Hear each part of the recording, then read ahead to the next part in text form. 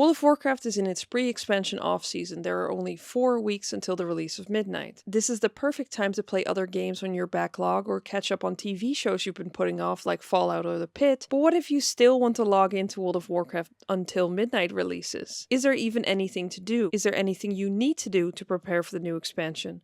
Well, based on what I'm doing, I've got some ideas for you. Let's get the first thing out of the way. There isn't much you really need to do to prepare for Midnight. The main thing you need to do, however, is pick the character you first want to level in Midnight and make sure they're level 80. This is the character that will play through the story campaign. This doesn't have to be your Season 1 main, but you do want it to be a character you enjoy questing on because the endgame experience is locked behind completing the story on at least one character on your account, like it was in Dragonflight and the War Within. Giving your first character in Midnight gathering professions is a good idea to make a lot of gold in the first weeks of the expansion. This is already a very difficult decision for me because my problem isn't, oh my god, how do I find the spec that I like? It's, oh my god, how do I whittle down to only have one spec left? I'm currently leaning towards leveling my Druid Treehorn first.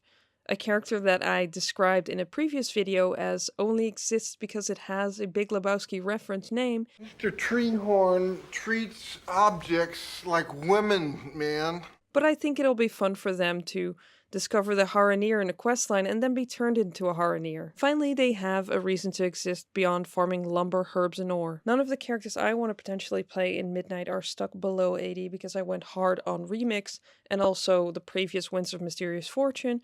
But if you want to play any characters and they're not level 80 yet, now is the time to level them to 80. And then you can stress test them in the content that you actually want to do in Midnight. Like for instance doing tier 11 delves on them or Mythic Plus. Yes, it's pre-patched, the tuning is off and you're missing Apex talents, but it's a good way to get a general feel of the spec. If you have beta access, you can test your potential specs at level 90 for their full kit.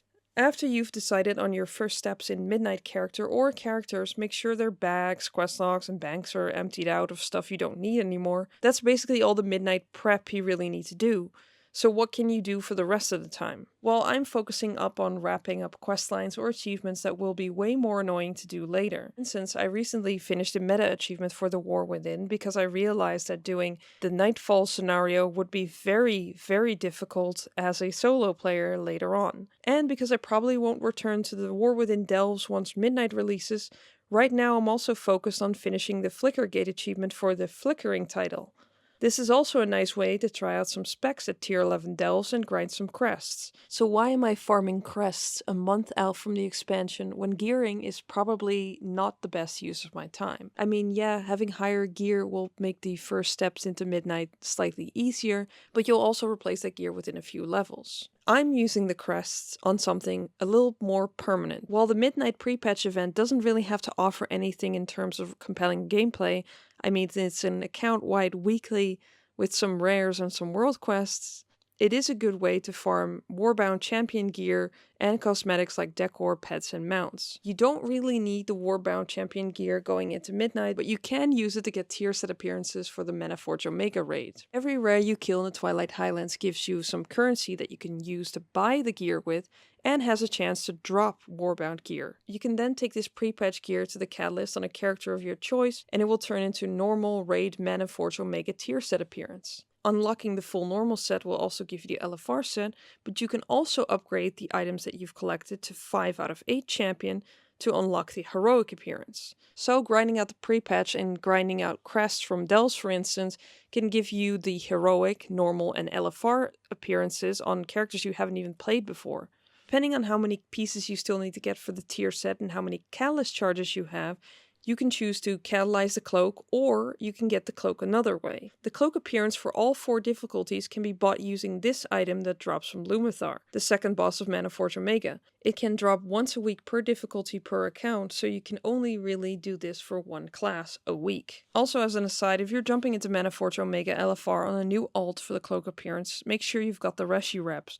You won't be able to queue without them and the game won't tell you why. It's a good idea to get this cloak on your characters in general, because while you don't need to gear your characters for Midnight, this is free real estate. And then there's a lot of the War Within stuff that isn't really time sensitive, but you can do the cleanup now. Like I'm doing the Nightfall dailies in hopes of getting the mounts from the bag. And once you've done all the War Within things, there is still a lot of other content. You can farm lumber to make decor for your house, or to sell it to others. You can do activities that give your neighborhood endeavor progress and house XP. There's also a mountain of mounts to collect in old content, though I'd wait with the Dragonflight stuff until it becomes legacy in Midnight. Lastly, the secret finding community has found a new secret, and it requires the completion of at least 17 previous secrets for you to be eligible. Here's a list of the secrets you can work on right now. I'm definitely doing all of these ASAP, because a lot of them require multiple days or even weeks. Anyway, do you have any tips for things to do during the off season, or are you taking a break until midnight? Let me know in the comments, and thanks for watching.